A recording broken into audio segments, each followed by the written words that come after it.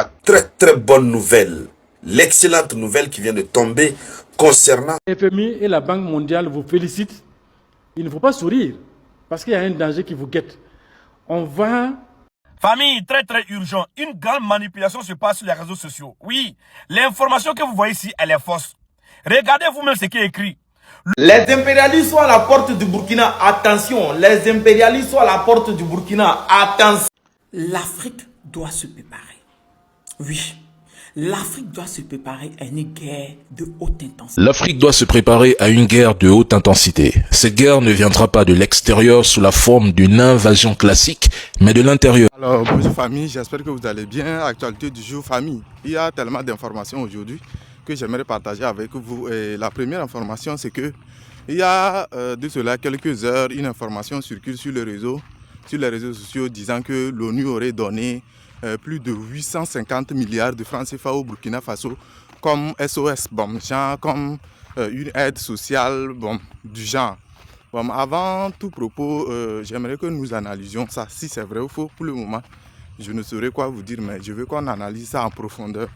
Et depuis quand l'ONU donne de l'aide à un pays qui n'a pas demandé de l'aide au fait? Normalement, s'il faut donner de l'aide, l'ONU devrait donner cette aide-là au niveau de la CEDEAO. Pourquoi abandonner la CEDEAO et s'incliner vers l'AES qui est d'abord très récent, c'est-à-dire l'AES est créé il n'y a pas longtemps, et abandonner la CEDEAO avec laquelle l'ONU travaille depuis longtemps, qui a d'abord même besoin d'aide plus que l'AES et va se pencher vers l'AES pour donner 850 millions. Donc comme je le disais, si cette affaire s'avère vraie, cette histoire de 850 milliards de francs CFA s'avère vraie, ça veut dire qu'il y a beaucoup de pièges là-dedans. Un pays qui ne t'a pas demandé de l'aide. De deux, toi-même tu lui proposes d'aide. Parce que dans ce monde, il n'y a rien pour rien. L'ONU ne peut rien faire sans rien recevoir en retour. Donc, vu que dans ce monde, il n'y a rien pour rien, donner plus de 850 milliards de francs CFA à l'AES pour son développement va lui coûter la vie chère dans les années à venir, où il y a un plan machiavélique derrière tout ça là. Il y aura certainement un plan machiavélique derrière ces milliards si cela s'avérait vrai, parce que jusqu'alors ça ne reste que des suppositions et des rumeurs. Donc il faut peut-être un communiqué officiel de la part de l'AES pour dire si cela s'affaire automatique, si cela s'affaire vrai au fait, parce que jusqu'alors c'est des rumeurs. Et maintenant, analysons ça un peu. Même si ce n'est pas vrai, il semble que le président tchadien aussi est en train de subir certaines propositions de la part de certains dirigeants de l'Occident qui lui font des propositions aussi. Donc pourquoi cibler uniquement les pays qui sont en voie de développement, les pays qui se disent, les pays qui se retirent de sa colonisation ancienne française pour se reconstruire? Pourquoi c'est à ces pays-là ils font des propositions coriaces? C'est-à-dire proposer des contrats qui semblent être intéressants, c'est de faire des partenariats, genre disant gagnant-gagnant. Moi, je pense qu'ils doivent faire très attention, comme Ibrahim Traoré l'a dit. Quand vous voyez Ibrahim Traoré du Burkina Faso, c'est un jeune qui a tellement de la vision, qui voit tellement loin, qui est capable de voir dans les moindres détails à venir ce qui peut arriver. Il a prédit l'hiver noir qui va arriver. Et les gens l'ont traité de tout. Il parle beaucoup. Quel président qui parle beaucoup? C'est un plaisantin. Il ne peut rien faire. Les gens ont tout dit de lui.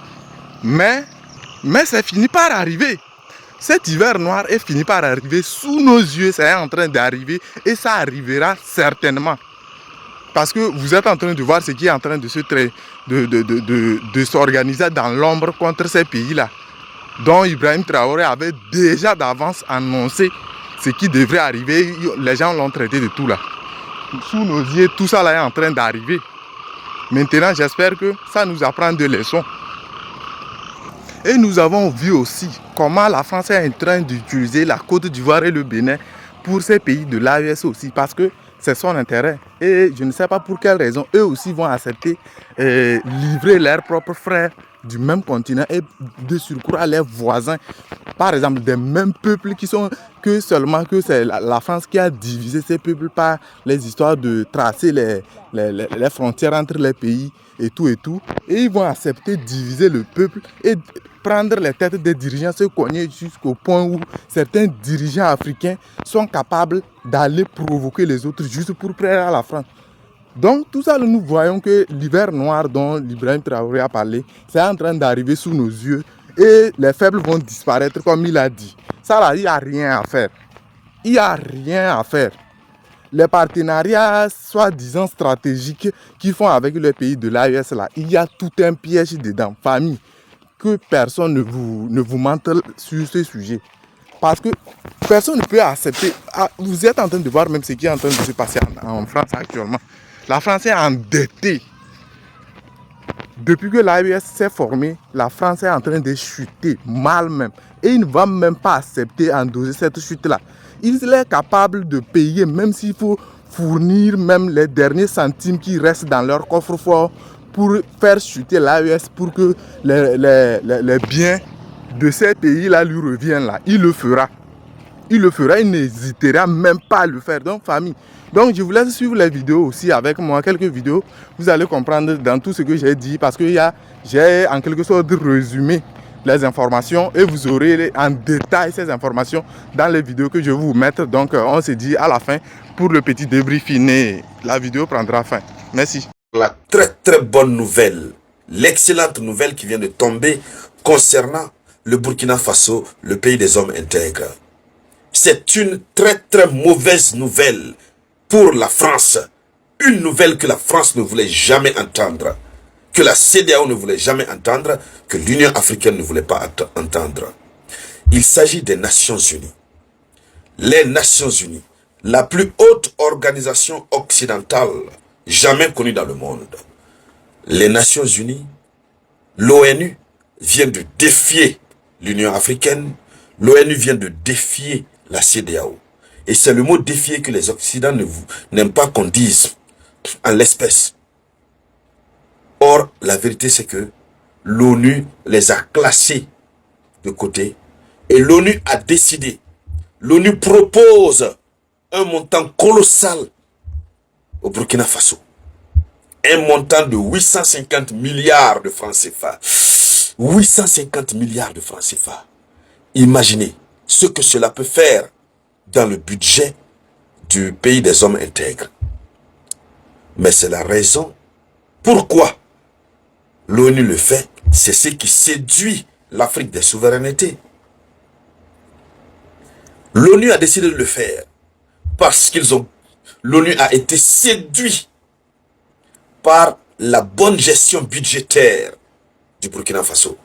En termes clairs, le Burkina gère bien son argent. Le président Assimi Goïta gère très bien son argent. L'ONU a regardé la gestion financière, la gestion sécuritaire.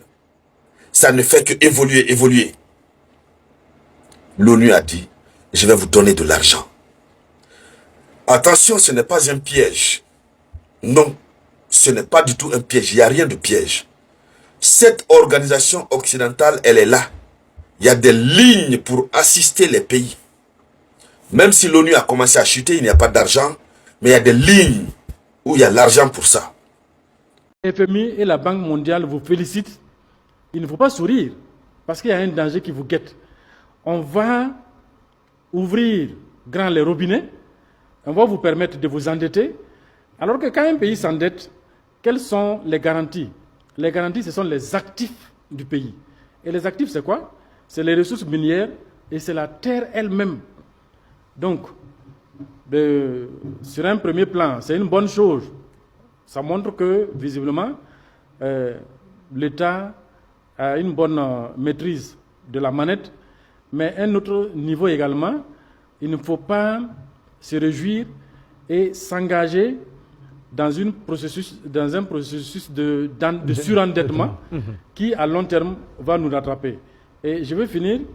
Et c'est le drame pour l'Afrique est que le plus souvent, les premiers responsables africains travaillent dans la vision de pouvoir servir après dans des institutions comme celle de Bretton Woods.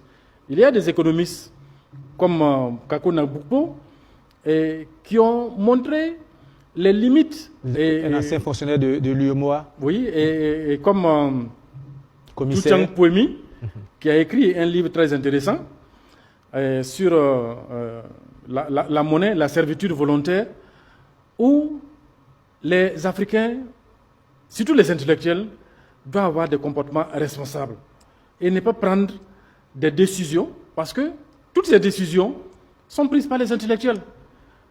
Les décisions d'endetter les pays, les programmes d'ajustement structurel, et d'ailleurs le Sénégal a refusé avec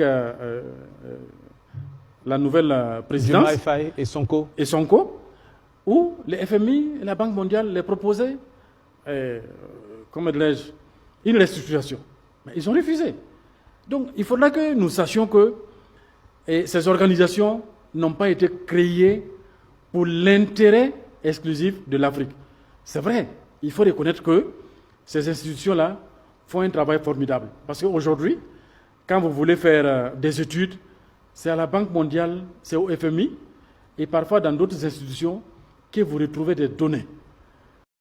Les impérialistes sont à la porte du Burkina, attention. Les impérialistes sont à la porte du Burkina, attention. Ils se sont levés là-bas, l'ONU, pour venir donner 850 milliards de francs CFA au Burkina.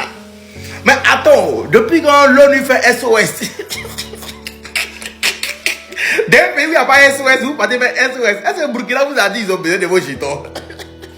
Ça dit, depuis le capitaine a réussi à mettre 94 tonnes d'or de plus, et puis or est devenu cher sur le marché mondial. Pendant qu'en Côte d'Ivoire, nos économistes donnent nos or, et puis nous gagnons 8%. Burkina a gagné 94%. Depuis ce temps-là, on ne dort plus tranquille. L'ONU s'élève là-bas. L'ONU. Le soir, c'est cauchemar. Les gars ne dorment pas. Et Burkina est là. Et Ibra. Il voit Ibra partout. Il voit Ibé partout. Ibrahim est là. Ibrahim est là. Assimi. Oh, général Tiani. C'est chaud si eux. Ils sont trop mal. Les gars veulent cotiser 850 milliards pour brancher le capitaine Ibrahim Traoré. Mais ce qui est dommage pour eux, c'est que le capitaine, son fil est coupé à là. Il a coupé tous les fils, il n'attend pas. Ça dit, en 2011, 2012, 2015, ça dit des années passées là, le Burkina a besoin d'aide ici. Vous n'êtes pas cotisé. Hein. Vous étiez prêt pour mettre le Burkina en bas pour marcher sur eux. Maintenant, aujourd'hui, où vous voyez les Burkinabés sont en tas. Où nous-mêmes on se lève, on parle même en tas du Burkina. Où le capitaine a été de barre au Burkina. C'est là que vous êtes sorti derrière, vous allez vous jouer au Yahoo gentil. Ouais, Burkina, voilà ça, 850 milliards, on a cotisé ça pour vous. En tel sort, on t'a fait, on ne veut pas. Prenez vos jetons, retenez ça. Espèce d'impérialiste. Capitaine Ibrahim Traoré, nous on t'adore le vieux. Nous on vous aime, vous là, on vous aime. Je vous ai dit, même c'est 200 milliards de vidéos. Il y a un peu ça si vous. Et oui, il n'y a même pas. Est-ce que c'est payé pour ça? Il ne s'est pas payé. C'est mon téléphone. Il prend mon internet, il fait ce qu'il veut. Voilà le modem là qui est là. Il prend, il fait ce qu'il veut. Donc, eBay, il a parlé de toi bien. Vous êtes fort. Les gars cotisent pour vous maintenant. C'est FMI qui veut vous féliciter. Quand FMI vient quoi, il vous félicite, vous les rejetez. Il dit, ah, les putains nous ont chassés. Hein? Après, on envoie un renfort. On envoie une européenne. Et ils viennent. Ils causent. On dit, hey, retenez-vous là-bas. Et vous. On envoie les voleurs là, ceux qui voulaient voler le capitaine Ibrahim Traoré pour arrailler les routes là. Et puis ils parlent de 1000 milliards, 2000 milliards. Le capitaine les a rien dit, eux. On les envoie, on les chasse. Maintenant ils ont tous les gars là, ils ont pris ONU. Alors que ONU là, nous on sait que c'est les grands frères de CEDEAO. Qui parle de ONU, parle de CEDEAO. Ce qui veut dire, vous tous là, L'Afrique doit se préparer à une guerre de haute intensité. Cette guerre ne viendra pas de l'extérieur sous la forme d'une invasion classique, mais de l'intérieur. Nous contre nous. Elle sera amplifiée, financée, armée et orchestrée par des puissances extérieures qui agissent par procuration. C'est triste. Mais il ne s'agit plus de conquêtes directes, mais de conflits internes et régionaux savamment entretenus, où les Africains s'entretuent pendant que les parrains extérieurs récoltent les bénéfices. En réalité, l'Afrique est déjà engagée dans une guerre fragmentée, permanente et asymétrique, une guerre sans déclaration officielle, une guerre invisible, continue, sans front clairement défini. Faites le constat, mesdames et messieurs. Au lieu d'un grand conflit central, on observe en Afrique des rébellions locales, des groupes armés non étatiques, des conflits communautaires ou ethniques, du terreau-terreau. Vous me direz que chaque foyer semble isolé, ok, mais l'ensemble forme un même système de déstabilisation. Ces conflits débordent d'un pays à l'autre, d'une région à l'autre, sans armée régulière identifiable. À la fin, les frontières deviennent poreuses et les États se fragilisent, sombrant dans le chaos. Les puissances occidentales cherchent à empêcher l'Afrique de devenir autonome, de contrôler ses flux et, surtout, d'émerger comme un bloc uni. Il faut donc que l'instabilité ne s'arrête jamais. Pour l'Occident, ça, c'est une question de survie stratégique. C'est une question existentielle. Les grandes puissances se réarment. Les doctrines nucléaires évoluent. Les budgets militaires explosent. La diplomatie devient de plus en plus agressive. Rien de tout cela n'est le fruit du hasard. Quelque chose de sombre se prépare. Et sans unité stratégique minimale, comme celle que l'AES incarne, l'Afrique subira. Sans souveraineté militaire, informationnelle et industrielle, l'Afrique sera écrasée. Et sans élite lucide et courageuse, l'Afrique restera un proxy éternel. Le nouvel ordre mondial pensé par les Occidentaux ne sera pas meilleur pour l'Afrique. Il sera plus impitoyable. Et dans ce monde, les forts ne respectent que les forts et les faibles servent d'exemple. L'Afrique doit se préparer. Oui, l'Afrique doit se préparer à une guerre de haute intensité. Oui, vous avez déjà entendu ça. Le capitaine Ibrahim Traoré l'a dit en 2024, après la sortie du général Leclerc, ancien chef d'état-major français, qui a dit qu'ils allaient revenir. Il y a un autre encore ancien chef d'état-major qui l'a dit, Thierry Burkhardt. Même Macron l'a dit. Il compte revenir. Est-ce que nous, les Africains, allons-nous laisser l'histoire se répéter? Est-ce que nous allons laisser ces mêmes colons-là, cette même impérialiste-là, venir tuer nos leaders, venir nous piller, nous voler? C'est dans ça que le capitaine Ibrahim Traoré, en décembre 2025, nous parle de l'hiver noir qui arrive. Et oui, cet hiver noir, c'est l'impérialiste qui revient. Cet hiver noir, c'est eux qui reviennent. Écoutez très bien, écoutez. Ce qui est notre destin commun à nous, Européens, c'est la Méditerranée et l'Afrique, où notre destin se joue. Et donc je pense que cet intérêt commun-là devrait un jour faire que l'Europe se décidera à agir comme une entité politique qui ira défendre elle-même ses intérêts, y compris par le moyen de l'engagement de ses armées. Je suis persuadé que dans quelques années, je ne sais pas si c'est 10 ans ou moins ou plus, nous aurons l'obligation de retourner aider ces pays africains. Commencez à vous préparer pour la guerre de haute intensité. J'espère que je me fais comprendre. Ce n'est pas uniquement du terrorisme. Ouvrez l'œil. C'est beaucoup plus que ça. C'est une guerre de décolonisation.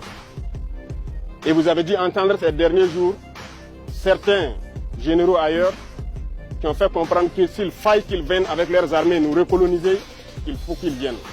Eh bien, préparez-vous à la guerre de haute intensité.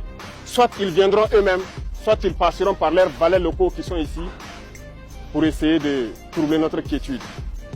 Donc quiconque, je dis bien quiconque, que ce soit le terrorisme ou toute autre armée qui doit venir troubler notre quiétude, nous devons nous préparer à les accueillir sur de long terme et intensement.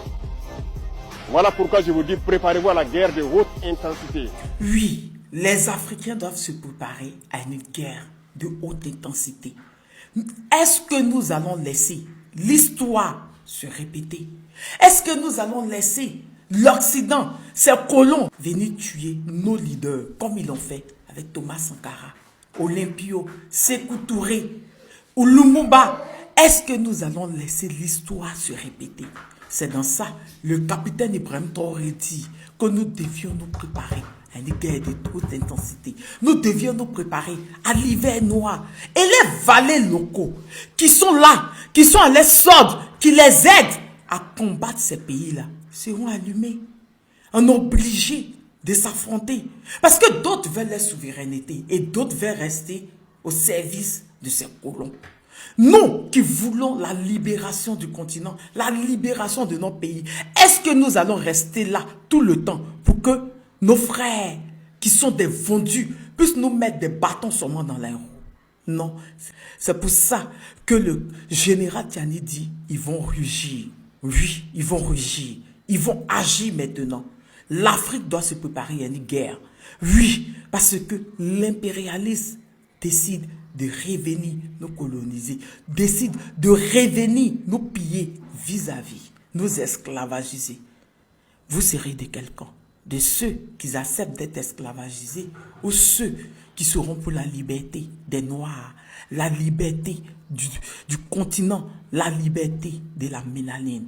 Sur ce, je vous reviens de nouvelles informations. Je vous fais plein de bisous. Famille, très très urgent. Une grande manipulation se passe sur les réseaux sociaux. Oui, l'information que vous voyez ici, elle est fausse. Regardez vous-même ce qui est écrit. L'ONU décaisse plus de 850 milliards pour accompagner le Burkina Faso entre 2025 à 2030. Famille, c'est faux. L'information, elle est fausse. Depuis quand l'ONU prête de l'argent à un pays? L'ONU n'est pas le FMI, les grands bandits. L'ONU n'est pas la Banque mondiale. Depuis que vous-même vous êtes sur les réseaux sociaux, là, vous avez déjà entendu que l'ONU est venue demander à un pays de lui rembourser son argent. Depuis quand l'ONU prête de l'argent, hein? L'ONU ne prête pas de l'argent, non. Regardez même qui a généré cette photo-là. Estelle Kouassi. Vous voyez, c'est de la pure manipulation. Depuis quand l'ONU prête de l'argent à un pays? Non, dites-moi, depuis que vous-même vous êtes sur les réseaux sociaux, toi qui regardes la vidéo là, tu as une fois entendu que l'ONU a prêté de l'argent à un pays? Depuis quand? Hein? Famille, l'information que vous voyez ici là, elle est fausse. C'est de la pure manipulation. Oui, c'est généré par les voisins pour dévier ce qui se passe au Niger. Oui, oui, oui, oui. L'attaque qui a eu lieu au Niger, qui sont en train d'accuser les voisins là, il veut tuer ce buzz là. Oui, il veut tuer tout ce qui se passe sur les réseaux sociaux actuellement. Oui, oui, oui, oui. Est-ce que vous comprenez? Sinon, depuis quand l'ONU prête de l'argent? Non, dites-moi sérieusement, hein, ne prenez pas des gens pour des cons. Ne prenez pas des gens pour des dupes. Personne n'est bête ici sur les réseaux sociaux. Depuis quand vous-même qui êtes sur les réseaux sociaux là, toi-même tu as généré la photo là. L'ONU a une fois demandé le remboursement des prêts à ton pays. Wesh. L'ONU ne prête pas de l'argent. L'ONU n'est pas le FMI. L'ONU n'est pas Banque mondiale. L'ONU n'est pas... je sais pas. L'ONU ne prête pas de l'argent. Depuis quand? Depuis quand? Non, dites-moi. Si l'ONU a une fois demandé à ton pays de rembourser le prêt qu'il a prêté à ton pays, viens écrire en commentaire. Parce que là, il n'y arrive pas à comprendre. La manipulation que vous voulez, que les gens n'ont qu'à prendre ça au sérieux là. Vous-même, vous n'êtes même pas sérieux de votre manipulation. Famille, cette information, elle est fausse. Oui, oui, oui, oui. C'est généré par des voyous. C'est généré par des personnes hein, qui veulent faire croire aux gens que l'ONU a décaissé de l'argent pour accompagner le Burkina Faso. Mais l'ONU ne prête pas de l'argent. Kato, vous-même, vous n'êtes même pas cohérent dans votre manipulation. Famille, partagez la vidéo au maximum. Ok famille, nous sommes à la fin de notre vidéo. Merci de l'avoir suivi. J'espère que vous avez compris et que la vidéo vous a plu. N'oubliez pas de me dire ce qui se passe vraiment avec cette histoire. Et n'oubliez pas aussi de vous abonner à la chaîne. C'est important de liker, d'activer la cloche de notification pour ne pas rater les prochaines vidéos. Merci.